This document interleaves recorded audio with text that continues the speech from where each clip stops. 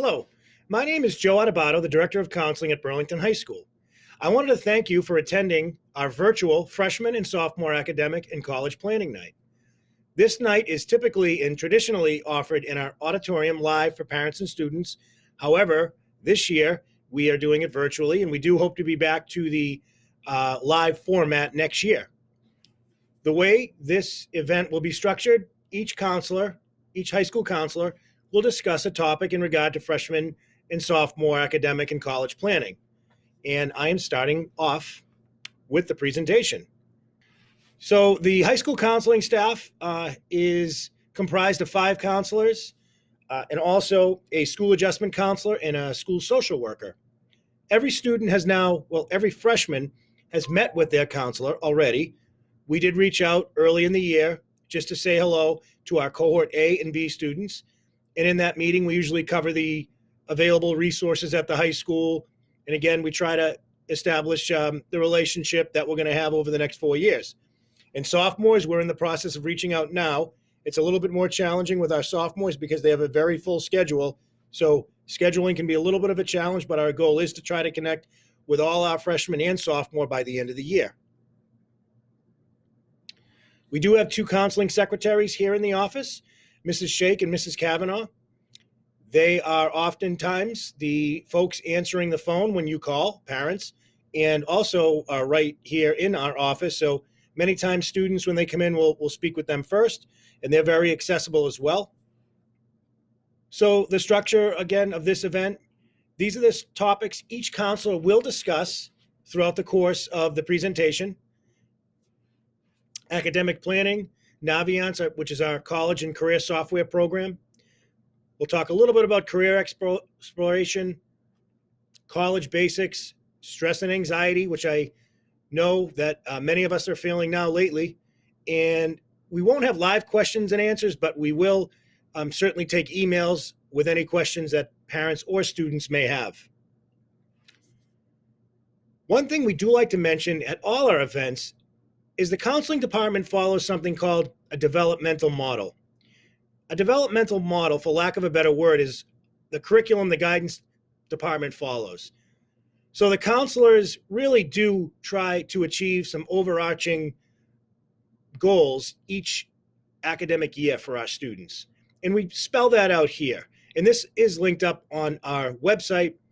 But again, we try to spell out what is going on in each year. So certainly grade 9, our freshmen are transitioning into the high school, getting a feel for it, better understanding of it.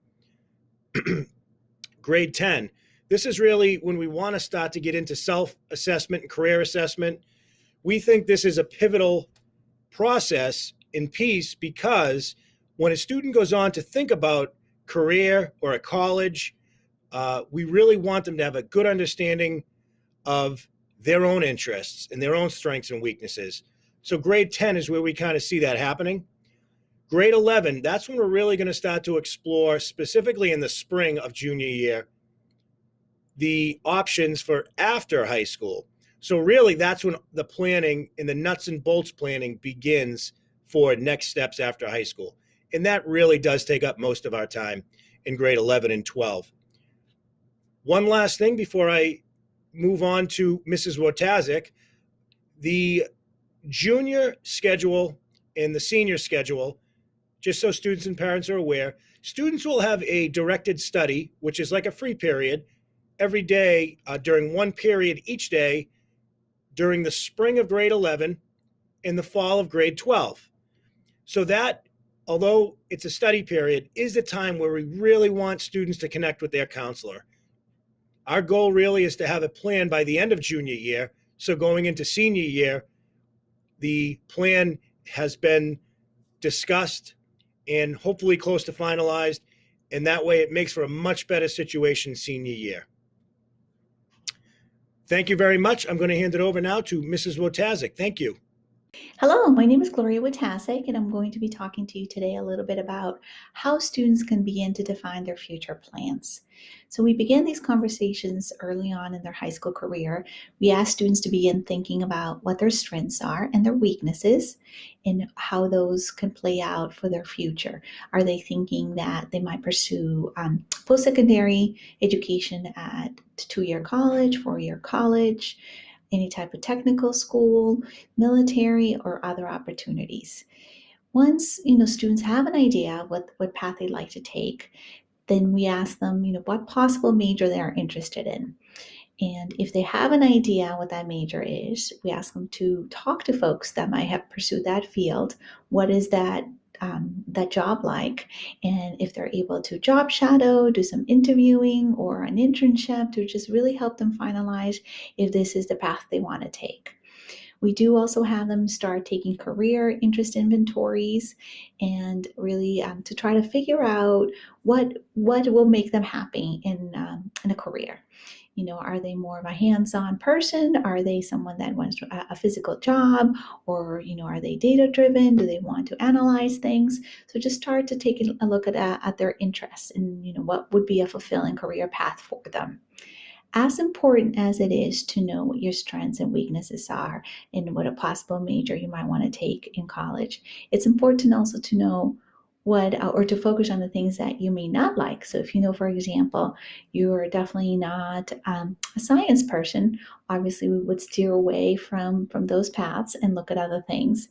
So, or if you know for sure that you want to do a very physical active job and pursue a major that is more of a hands-on being out in the field, then we could really focus and narrow our search based on those parameters, on things that make you happy. So again, it's important just to really do some self-reflecting on what makes the student happy and where they've had success. Academic planning. So we began having these conversations very early on, and we continue them every year. We talk a lot about it during course selection time, which is right now. We ask students to take a look at their sequence of courses, and once they have covered those first 2 or 3 years of course requirements, then junior and senior year they have a lot more flexibility to take courses that they might be interested in. And this would align their course plan to possible career and college interests. So, for example, if a student is interested in careers in the medical field, we have several electives in that area. Or if a student is interested in pursuing something in computer science or engineering, taking electives in that area can help them either solidify that interest or realize that maybe it's not the right path for them. So we discuss these things, in group settings and individual settings, and we ask students to start creating a plan on Naviance, which is our web system that we.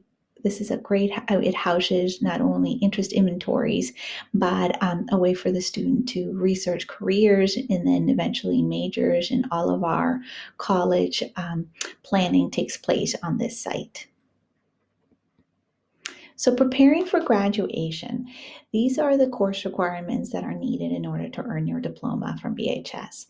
Students will take 4 years of English, 4 years of math, 3 years of science, 3 years of social studies, 2 years of a world language.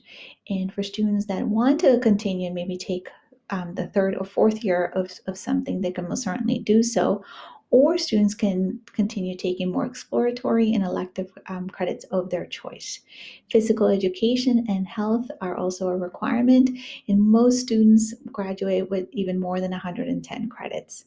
So the minimum is a total graduation requirement of 110 credits, in addition to a digital citizenship requirement. And this is an online self-paced course that students will need to complete by the time they are seniors. So we have the courses that the students need to complete, the digital citizenship requirement independently, and of course a passing score on the MCAS. This information is also found in our BHS program of studies online, so you can see all the details. and how it plays out at the college, in post-secondary planning. So MCAS testing. For all students in grades 9 and 10, they will be required to pass the math and English MCAS. Current sophomores are required to take and pass an MCAS-approved science course. In all of our courses are approved MCAS science courses, our full-year courses. Current ninth graders will take the MCAS bio this June, and all testing will be online in school. We no longer offer the paper testing. Students whose score needs improvement on their MCAS will follow what we call an Educational Proficiency Plan, an EPP. And what this plan is really an academic course plan to help students reach proficiencies, for example, by taking that fourth year of math or an additional science. Students who fail their MCAS exam have the opportunity to retake it. So we tell our students to absolutely do their best that first time, but if they do not pass it the first time, that they will have opportunity to take it again several times. Students who meet qualifying scores may apply to receive a tuition discount at our state university system. So that comes in the form of 2 awards, the Koplik or the Adams, and students will be notified via a letter if their scores, if their scores are qualifying for this tuition discount. Right now, qualifications are still being finalized. So the timeline of our course selection, we have begun our conversations. I'm sure, hopefully your sons and daughters have told you that teachers have been discussing with them their options for next year. Teachers have entered their recommendations on Aspen. We have had assemblies to meet with our students, explain to them the process, have these conversations about future planning, their future goals. They have this week to enter their electives and approve their recommendations from their teachers and counselors. We have been available online to help students if they have any questions. But if your sons or daughters still have questions, please let them know that they can reach out to us via email with any concerns they might have or make an appointment to see us. So the student window closes March 15th. So that is the last time that students can make any changes to their schedule. After that, the changes have to be made through us. They will receive a verification sheet, which will come in a form of an email that they can share with you, and you will see the courses that they selected and they were approved for. If for some reason there was an error in that, if you could please notify us so we can make corrections. And then the deadline for all final changes, the changes that we can make, is March 31st. So we ask you just to please review this with your children to make sure that it is what you want it to be. And then once you get that verification sheet, that it's accurate. And again, please reach out to us if you have any questions. And Ms. Minty will be next to continue sharing with you how we continue the process of course selection and future planning. Hello, everyone. I'm Emily Minty, and I'm the counselor who mostly has students at the beginning of the alphabet. First of all, I just wanted to show you this timeline of our course selection process. So all of our freshmen and sophomores right now, over the next couple weeks, will be in process of finalizing what courses they take next year. During this week and last week, teachers and the students should have been discussing together what they were recommending in terms of the class and the level for next year, and teachers have been putting those recommendations into Aspen. We also held assemblies this week to just review with students how to access Aspen to put in their course requests. Starting this Friday and continuing through next week, the window Aspen will open up so that students can go in there and confirm those teacher recommendations as well as put in their elective requests. During all those days, we'll have a counselor available each period for an online help session. And those Google Meet links will be advertised, I assume, by Mr. Adebato very soon if they haven't already been. On March 15th, that will be the last day where students will no longer be able to put courses in Aspen.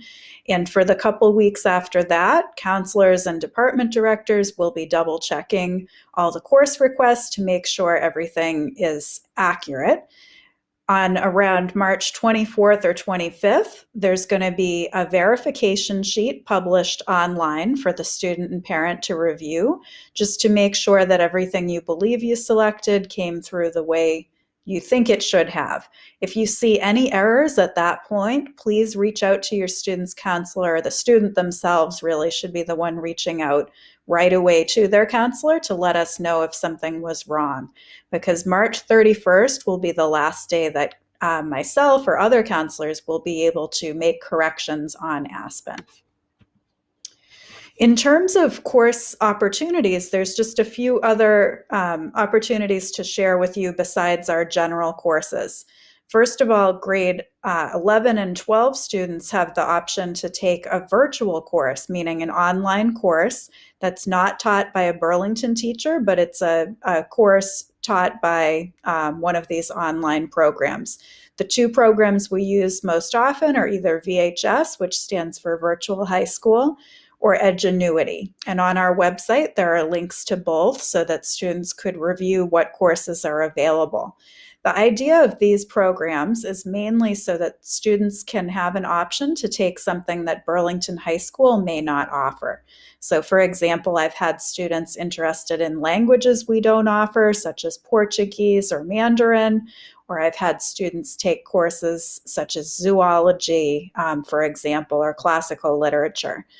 If they do take these courses, they're not figured into the calculation of their GPA, but the grade is listed on their transcript. And then the other option here you see is for more than several of our courses at this point, carry with them the opportunity to enroll for what we call dual enrollment credit, meaning the student would take this regular Burlington High School course, but then there is a partnership with a local university, such as Middlesex Community College for most of them, or for Latin, it's through UMass Boston.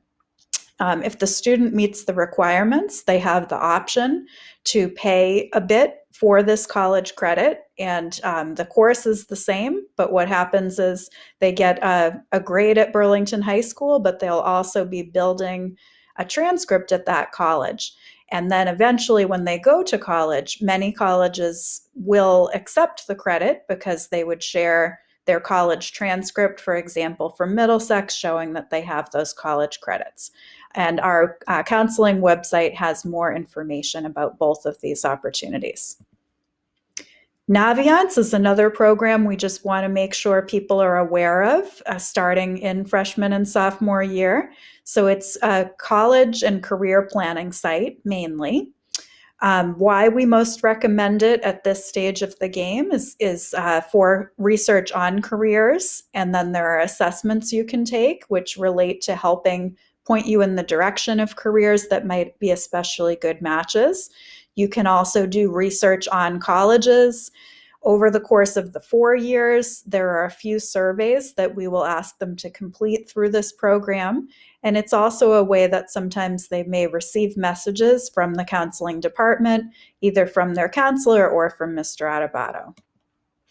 In terms of career exploration, the 3 assessments that are on Naviance that we would most recommend are one, which is the MI Advantage. MI stands for Multiple Intelligence. And so this assessment gives the student a range of where they have their biggest strengths. So for some people, it might be analytical skills. For others, it might be verbal. For others, it might be their interpersonal skills, for example. And then they will recommend certain career areas based on those strengths. The second one down, Career Interest Profiler, also is going to come out with recommending careers, but it comes at it from a slightly different angle. The student in this case answers a series of questions about various activities and whether they would generally enjoy or not enjoy a certain activity. And then it will match careers where you'd be more likely to be involved in activities that you enjoy as opposed to ones you don't. The third assessment, Do What You Are, is a personality assessment that will recommend careers based on your personality using the Myers-Briggs personality type. So for example, whether you're an introvert or an extrovert, and whether you prefer a more structured environment or a less structured environment. So each of the assessments comes at it in a slightly different angle and will recommend careers. Naviance still gives you the opportunity to look up information about any career you may be interested in, so you're not limited just to those that it will suggest with the assessments. And there's also just so much information with whatever career you look at in terms of things like average salaries nationally as well as in various states. You can look up information about what courses are recommended for certain careers and what knowledge and skills are especially important for those careers. How you get to it, this is the website. I also recommend the best way to make sure you get to it directly is to go straight through the Burlington High School website and the counseling part of it, where there's a link to the Burlington Naviance login. Each student has already received an initial registration. If they need to reset their password, they can just click on Forgot Password, and they may have used their personal or their school email account to set it up.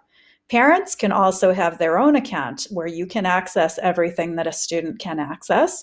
We do request that you have a different login than your son or daughter so that we can track, when we can look up actually as a particular student looking at Naviance and how often are they looking at it. So we appreciate being able to separate that out, how much they're accessing it versus a parent. And again, it's listed, the link is right toward the top of the counseling website. And finally, I just wanted to mention, besides courses and besides thinking about college and careers, it's also a great idea during high school to just have a variety of activities outside of your classes to figure out what you like and just to contribute back to the world as well and build your skills. So for example, volunteering or getting a job are ways to have hands-on experience and try out different types of environments to see what you do and don't like. I realize this year things are more limited at the moment with COVID, but we're hoping that, within a matter of months, things will be opening up. And in the meantime, people have still been creative. So for example, I've heard when it comes to volunteering, there's a great need for seniors that are feeling isolated. Sometimes people are volunteering just to be have online meets or calls with seniors to build those relationships. Usually we have a job shadow day for juniors. It didn't happen this year due to COVID, but we are hopeful that next year we're going to be back in business for that. So that would be a day where juniors are allowed to leave the school that day and actually shadow someone in a job that they may be interested in. On Naviance, there is also a section called Enrichment Opportunities, and it's not something you'll see right away. I'll tell you how you get to it is you go first to the colleges section, and then under the college research colleges area, there's a link for Enrichment Opportunities. It's not all about college though, so some of them are summer programs that are offered by colleges, but there's also a variety of opportunities at places such as the New England Aquarium, museums, just general places where students can volunteer, work, and or sometimes enroll in enrichment classes. And in terms of getting a job, we have a bulletin board in the counseling department where sometimes employers will reach out to the school and say that they're interested in hiring high school students. So we do post those on the board, and students are welcome to drop by anytime to check it out. Next up, I believe a counselor is going to be talking about the basics you need to know about the college process. Thank you. Hi everyone, it's Miss Diozzi, one of the counselors at the high school, and today I'm going to talk to you a little bit about college basics and what you can expect in the next few years as you start to think about applying to college. It's important to start researching colleges as early as you feel comfortable. So it isn't too early to start thinking about these things in the 9th or the 10th grade. We recommend that you start looking at colleges informally. For example, going to a campus for an athletic event or a show, concert. I know that that is limited right now, but it is something that you'll be able to think about down the road. Another informal way to visit a college is to just do a drive-by. So if you're on your way somewhere else and you see a sign on the highway that says this way to XYZ University, I recommend just driving around the campus and seeing what it looks like. Same if you're in Boston and you happen to be walking by a campus. You can also use Naviance to search for colleges, and then there are also virtual tours, fairs, information sessions, and right now these are all online. When COVID is over and things are safer, they will reappear in person, and those can be fun to attend when you're on campus or if you go to a large fair at a place like the Shriners Auditorium. Social media is also a great tool for researching colleges. There are lots of websites devoted to it, and there's a lot of websites where you can get the real scoop from students who go to these schools, like Niche and Campus Real, and really just play around with this exploration process. And then lastly, as you take PSATs or practice ACTs, you'll have an account on the College Board or ACT websites, and you can use those for exploration as well. When you apply to college, there are certain things that are considered for admission. And the first and main item is your transcript, which is a list of all your grades, which I will get into in a little more depth in the next couple of slides. Your extracurricular activities, and this includes everything from sports to clubs to outside performing or sports, like if you're a dancer or if you play a sport outside of Burlington High. It includes religious activities, employment, volunteering, and also taking care of family members. If you're unable to participate in formal activities because of a family obligation, colleges want to know that about you as well. You will be required to submit some letters of recommendation from both your counselor and at least one and probably two teachers. So for those of you who are in grade 10, your 11th grade teachers would very likely write letters for you. Another thing I just want to talk about is your online presence. It's not really part of an application, but increasingly we're seeing that have an impact on admissions. And then lastly, standardized testing, which another counselor will talk about in future slides. So let's talk a little bit about the transcript. This is an old transcript, but as you can see at the top, it includes information about the high school, and the most important aspect of this is your GPA, and that's listed right there. Then in the middle of the transcript, this is where we see the history of your grades. Now, this is a senior transcript, so it's someone who's already graduated. If you're younger, these sections would be either not here or blank. And you can see it has the name of each class, the level at which you took it, the final grade that you earned in the class. It's a cumulative grade that we put in, and then the number of credits that you earned. So you can see there's a real mix here, and it shows in this on the student's transcript that they started off in a mix of CP and honors classes. Then in grade 10, they increased to more honors classes and even an AP, then a few more APs, and then they continued that into senior year. So you can really see an upward trajectory of grades and increasing rigor as the years went on. And then lastly, here's the bottom of the transcript, and this explains all the symbols on it, like what does an H stand for? It stands for honors. It explains the passing grades, and it's certified by Mr. Sullivan and Ms. Kavanaugh, who is the registrar. She's the person who would sign it. And then it also explains the weighting system. And then for this particular, for newer transcripts, we also have a note about how things are graded regarding COVID. So if you were in high school during the pandemic, this will likely remain on the transcript to explain how you were graded at the end of last year and through this entire year. The next topic that I want to go into in a little more depth is extracurricular activities. You should be keeping track of the things that you do. just really open up a Google Doc and start making a list. This is going to be converted into a more formal list of high school experiences.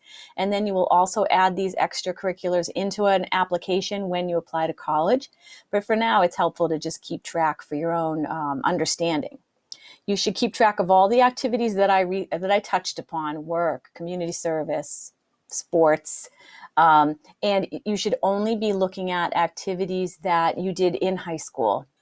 So if you were in a club in middle school, but then stopped doing that in high school, you cannot put that on your activities for college. The only exception is when you started something as a younger child and still continue it. Like a lot of students start skating at a very young age, or scouting. And in that case, you would say, I started in grade 4 and it continues to this day. That's the only time that you should share something that you did as a younger person. You should highlight the things that you accomplished. So think about taking on leadership roles. If you helped with an initiative in a club, I'm the advisor of Students for Environmental Action, and we have students at all grade levels who have taken on projects to promote environmentalism at BHS. So they have accomplishments within the club that they can highlight. And then lastly, you should be keeping track of your Adopt a Class hours. As a reminder, Adopt a Class is a program by which a local business sponsors each graduating class for their whole time in school and fundraises for that class. Students then can earn money towards scholarships by performing community service in high school. So you should keep track of all the Adopt a Class activities that you've done in high school. We keep track of that as well, but it's no fun to come in at senior year and have to go through all the books and find your name. And lastly, if you are interested in Adopt a Class hours, that's on the daily bulletin, and you sign up in the main office. And then back to this, I just want to talk a little bit more about recommendations and the online presence, even though we don't have separate slides for those. Letters of recommendation help colleges understand what you're like as a learner. So it helps if the teacher really knows you well and sees how you did in class. And this can also include if you struggled in the class. You don't necessarily have to get recommendations in the class that was the easiest for you. Sometimes teachers witness a real struggle and then they can share with the college how you overcame that or how you dealt with it. It can also be helpful if you had a teacher in the 9th grade and then you have them again in grade 11 or 12. That's a great person to ask for a letter, because then they can see how you've grown and changed over the years and share that with the college. And then lastly, the online presence. You do have to complete a digital citizenship class, which is listed on your transcript. So that should be completed by the time you apply. We can't send transcripts with a grade of incomplete. So make sure you get that done. Colleges increasingly are checking students' online presence, and if your online presence is a little negative, that can really have a negative impact on admissions. But the positive side of that is if you have an Instagram account for photography or baking, or you sell art on Redbubble, these are great ways to show schools what you're about and what you're doing outside of school, and it helps highlight you in a positive way. So remember, your online presence is up to you. It can be positive or negative. You just need to be aware of how you're using online tools and how people might see them. And then standardized testing will be covered in later slides. And now we'll send it over to Ms. Leary. Thank you. Hi everyone, it's Mrs. Leary here to review the next few slides with you. The school profile is a document that is automatically sent to colleges along with a student's transcript. Every high school develops their own profile that provides colleges with an overview of things like student body, types of classes offered, GPA calculation, and other notable facts that might vary from high school to high school. This information is very helpful to college admissions reps when comparing applicants from different high schools. As you may already know, BHS does not provide students with a rank in class. At the start of senior year, students will have earned a cumulative GPA that is calculated using final grades from 9th, 10th, and 11th grade. Once junior year GPAs are calculated, then we are able to provide the community with a GPA distribution graph that looks like this. Students can then use the graph to determine what percentile they might fall in within their graduating class, since they will not be provided with a rank. Please note that this is just an example. It is not accurate for any of the current classes at BHS. But just to give you an overview, if you add up all of the numbers at the top of the bars, that would give you the total number of students in this graduating class. Here it is 248. If a student has between a 4.5 and a 4.74, then they know that they are one of the top 2 students in that graduating class. The median is right here, 3.25 or above. So from here to the left can safely say that they are in the top 50% of their graduating class. Below a 3.25, you would be in the bottom 50% of your graduating class. For top 10%, that would be about 4.25 and above. They could say that they are safely in the top 10% of their graduating class. Remember, this graph will change with each graduating class. So in order to get an accurate percentile for your GPA, you will have to wait until the graph is published early in your senior year. You have most likely heard of at least some of the state universities in Massachusetts. Some of them you can see listed here, including the universities in the UMass system. To get admitted to a Mass State University, you want to aim for a GPA of 3.0 or above. And here are the minimum course requirements for a 4-year Massachusetts college. You will notice that these requirements align with BHS graduation requirements, and that has been done intentionally. Remember, this is the minimum. To set yourself apart from other applicants applying to the same school, you'll want to go above and beyond these requirements. But at the same time, it's important to reflect on your strengths and skills and remain realistic with your course selections each year. For those of you interested in applying to more competitive colleges when you're a senior, you want to aim for a more rigorous high school course load, which would look something like this. Taking math through pre-calculus or calculus, taking bio, chem, and physics as science classes, 3 to 4 years of the same world language rather than just stopping at 2, taking dual enrollment courses, and taking AP courses. Going above and beyond in any or all areas will benefit you when it comes to college admissions if you are able to continue getting good grades in those courses. It wouldn't be wise to take chemistry or physics or an additional year of a language if you are going to get a C or a D in the course. Every student is different, and you have to take into account your own personal strengths and the recommendations made by your teachers. That will help you make the best decision for you. It's great to challenge yourself, but at the same time, you need to be cautious about taking on more than you can handle. Either way, it's important to remember that there is a college out there for everyone. Hi, I'm Liesl Smith, and I will be addressing the last of the college requirements, the last of the things colleges will be looking for. The last thing colleges will be considering for college admissions is standardized testing. What is standardized testing? Well, really, there are 2 big tests that many colleges will be requiring. But there are many also who do not require the standardized test. So see this website here, fairtest.org. That gives a list of all of the colleges who are either do not require standardized testing or who are test optional. Okay, so let me explain the difference, the 2 big tests, the SAT and the ACT. So the biggest differences are the SAT has 2 sections. There's a critical reading and writing section, and there's a math section. And the score you get is the sum of those 2 sections. The highest would be a 1600.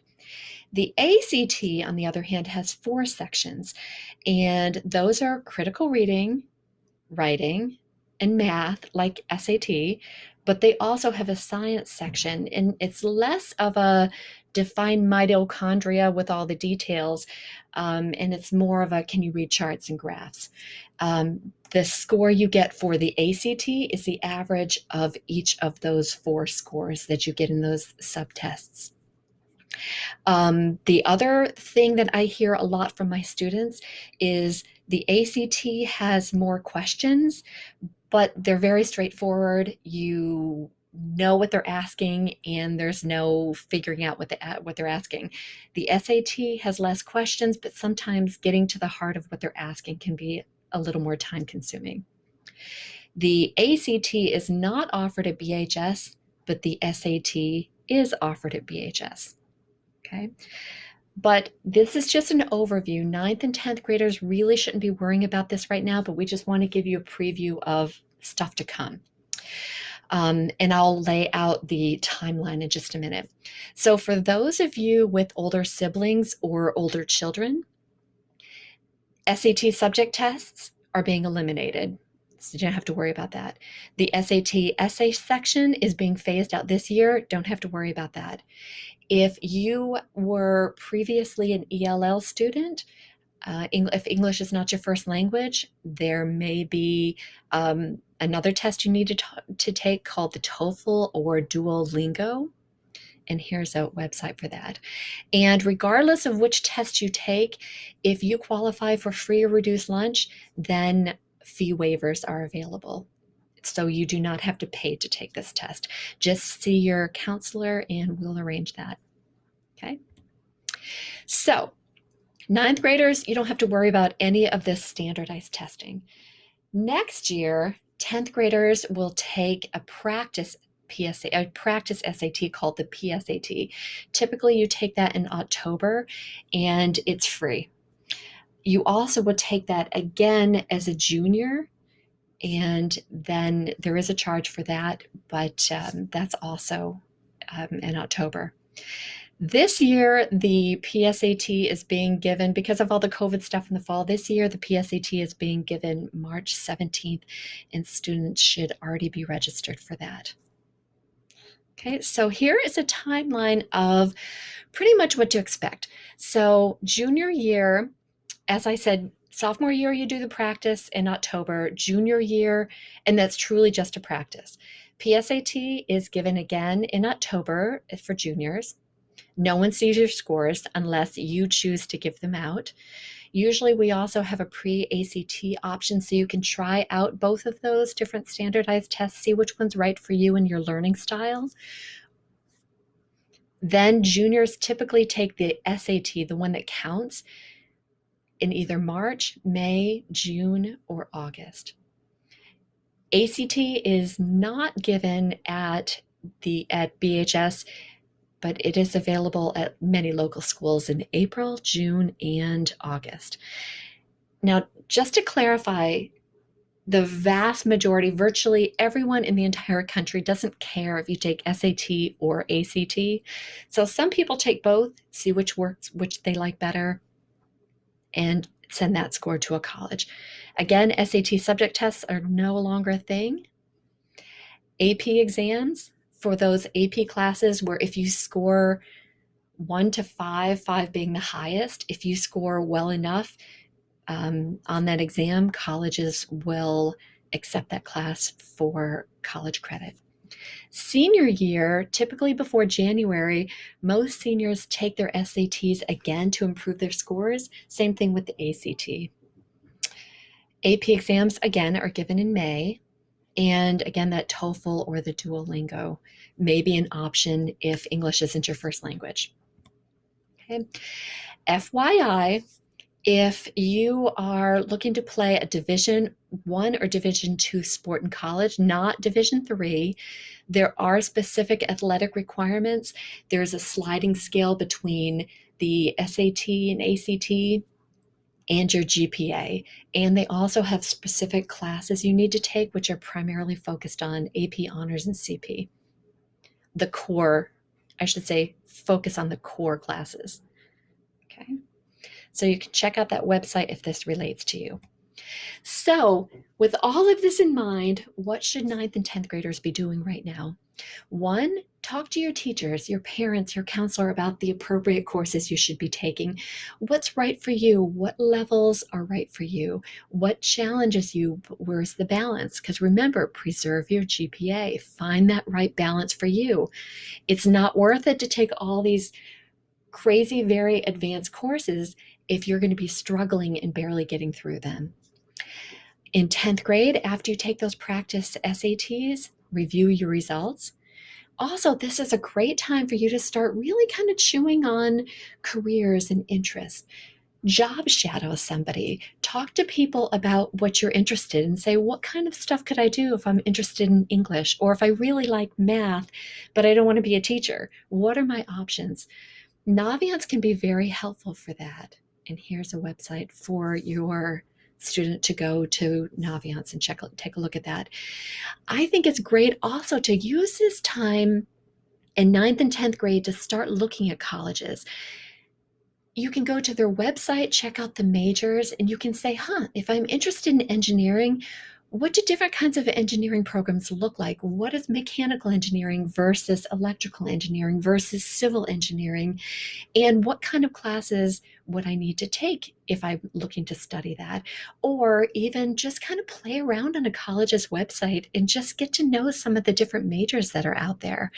But also looking at colleges also means just drive by a college.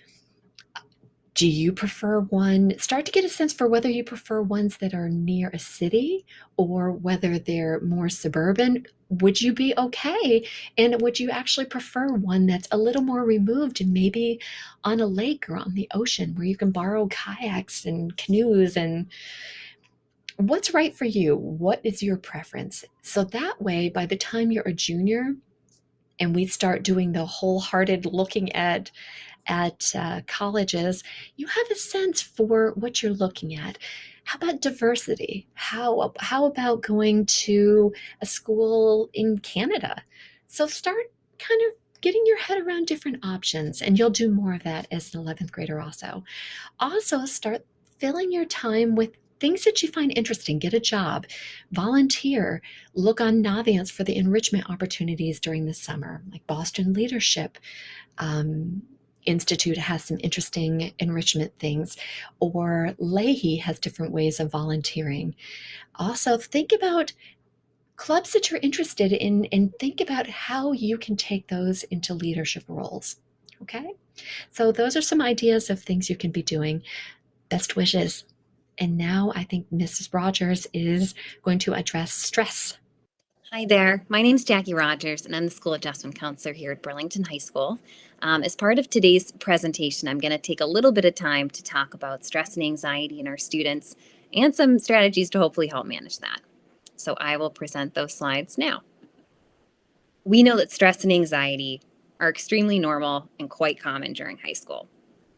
Beyond that, learning in a pandemic certainly adds a whole nother layer of stress where many students are feeling a heightened level of anxiety at this time. When talking about stress with students, we also like to explain that some anxiety is positive. In fact, stress can be a motivator. When we think about having a manageable amount of stress, it could help us to prepare for an exam or complete a task or to perform, whether it's through sports or another extracurricular. So some of that stress actually can be helpful. What we want to look out for are any signs that that stress is becoming unmanageable to a point where it is impairing wellness and functioning. In terms of statistics, about 1 out of 8 children deal with heightened anxiety at some point during their childhood. And again, we know that that may be even further heightened right now.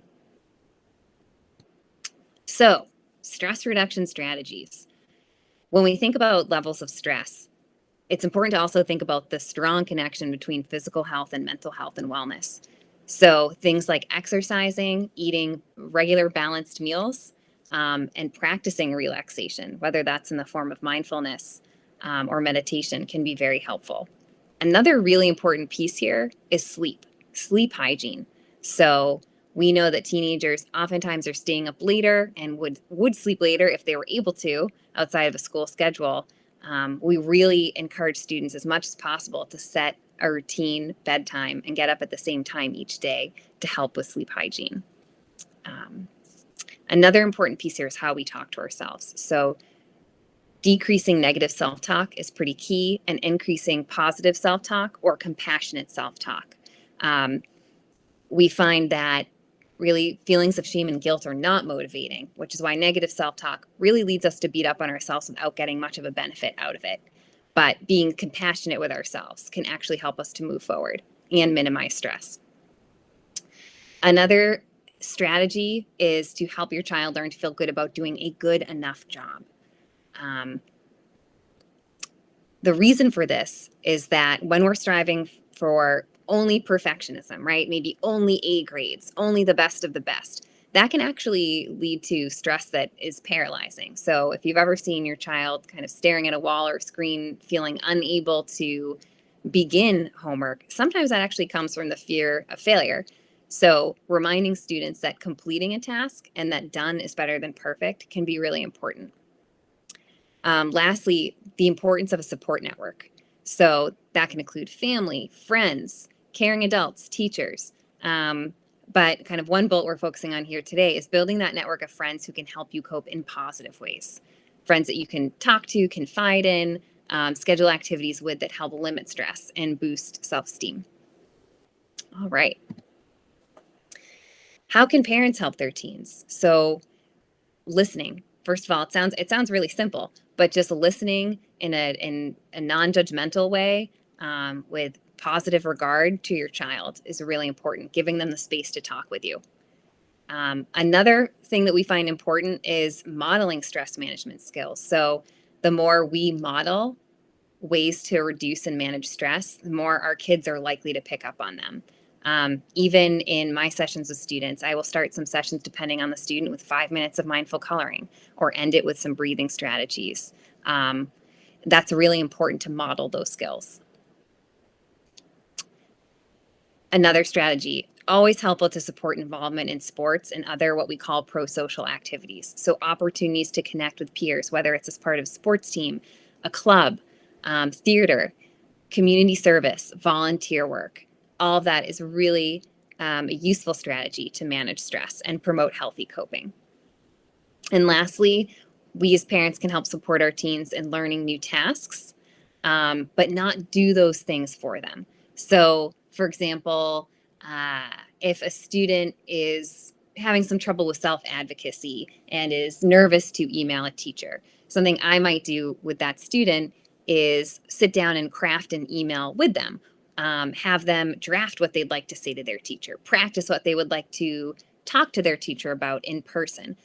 But I would not email that teacher for them. So that's something as parents we can model too, right? So being with them, next to them as they draft that email as just one example, but not sending it without their involvement. So that is key. And lastly, I just want to talk about services and supports offered here at BHS. And we have a lovely picture of one of our support dogs here. So who is here to support your child in addition to all the wonderful teachers we have here? They're also individual school counselors. So every student is assigned an individual school counselor who is the point person for them. In addition to that, we have also school adjustment counselor and school psychologist, so myself and others in the building, and our school social worker. Beyond that, there's always the option for the referral to an outside agency. So we are absolutely happy and can help set your child up with individual counseling outside of school in a few ways. So we work with Burlington Youth and Family Services, who provide family and individual counseling. We work with Leahy Clinic. We have a new service that launched this summer called Interface, which is free to any Burlington resident, so students as well as any other Burlington individual. And they're wonderful. They are a helpline you can call to get connected with a counselor that best fits your needs or your child's needs. And they also have translation of services available, which is excellent. And lastly, Advocates. So this is an emergency service. So Advocates is a service that you can call 24/7 for an on-call counselor for support if your child is in crisis or distress. So that is all here for your kids. And that is the end of this piece on stress and stress management. I appreciate you being here today, and thank you for your time. All right, take good care. Bye-bye. Hello again, Mr. Adebato here. Just wanted to finish off this event explaining some future counseling events that will be coming up. We have a parent breakfast on April 7th at 9 a.m. We have not yet determined the particular topic yet. We are working on that, and hopefully we'll be able to get that information out soon. This would be a virtual parent breakfast to continue with our virtual breakfast series. We have had financial aid nights in the past. So we're holding off on a date or any specifics right now because we're still looking into this. There is an agency called MIFA, the Mass Educational Financial Authority, and MIFA actually provides lots of free webinars. So we may be pushing that information out if we're not able to hold any kind of a live event at night.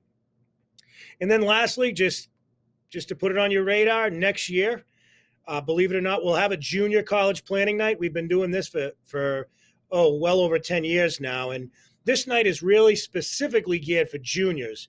The difference between sophomore and junior year in terms of planning is much different. And so we really focus on juniors on this night.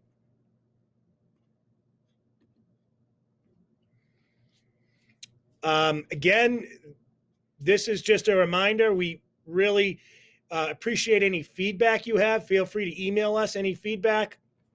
Again, if this was a live event, we'd actually give you a form to fill out, providing us feedback. And then Naviance, you've heard a lot about Naviance, and you're going to continue to hear more about the college and software program that we use. You are able to sign up as a parent with your own account. I would just suggest that you shoot us an email. You can shoot either me or one of the counselors an email requesting a Naviance username and password, and we can get that right out to you. Once again, I really appreciate you watching our virtual freshman, sophomore, and academic planning night. Feel free to contact your son or daughter's counselor with any questions. Thank you.